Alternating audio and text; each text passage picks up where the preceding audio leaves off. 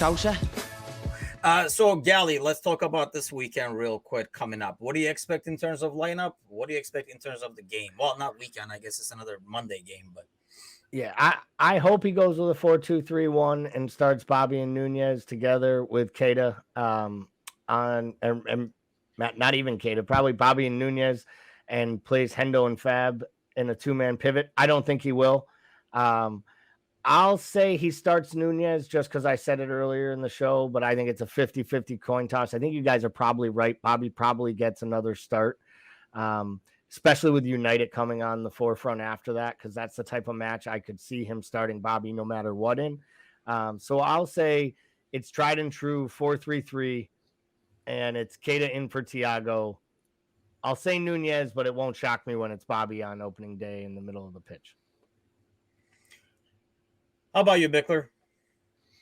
Yeah, I agree with Gally. I think it's going to be Keita for Thiago and a 4-3-3 with Firmino starting. I just hope we don't see some fucking weird thing where, like, he does this weird thing every once in a while where he flips Henderson to the left and plays Naby on the right.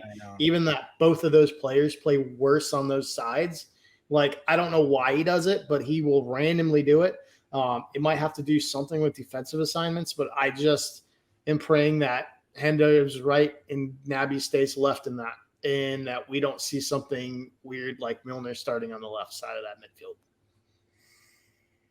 Yeah, I think it's basically the same lineup. If Keita's healthy, which is a big if, but we don't know what the illness was, so I guess really it's hard to gauge if he's going to be. I guess we'll find out throughout this week if he practices and when he starts practicing properly and full. But I think, yeah, it's going to be either him. If not, I think we go back to the Elliott thing that one of the commenters were mentioning. I think Ian was the one talking about, like putting Elliott's, but then obviously that pushes Hendo to the left, and I know Bickler is not big on.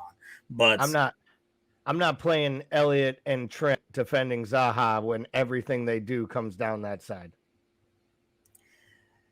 Yeah, I know what you mean, but if Keita is not ready to go, you're doing the 4-2-3-1. Well, I think Keita is going to be ready to go. Klopp said he was in training before the Fulham match. He just didn't have enough fitness to actually make the match day squad. Be able to make it. So I think Keita's going to be there. If Keita's there, and to Paul's point, I'm also not playing Naby Keita on the right hand side with Trent defending Zaha. Because you're not going to ask Mo to do that much more. And I just think that there are good things that happen on the right when you let Hendo, Trent, and Mo do their thing. Is there a shout or a possibility that Fabinho could not start this match and he could do the unthinkable, which is start Hendo in the 6 and Milner on the right, Keita on the left? I know it drives you crazy, Paul, but unless there's some kind of an injury, I just don't see him benching Fabinho, making it look like it was him. I just cannot believe the year is 2022 and we're talking about Milner and Henderson in the same midfield. I cannot believe it. Bring Genie back. Bring Sexy back to the midfield. He voluntarily made that move. Bring Coutinho. There you go. We can start to continue. So I'll get Genie back in there and we're good to go. So he voluntarily made that move on Saturday, and it was to yank Fabinho, not because he was worried about minutes, but because he was the worst player on the pitch.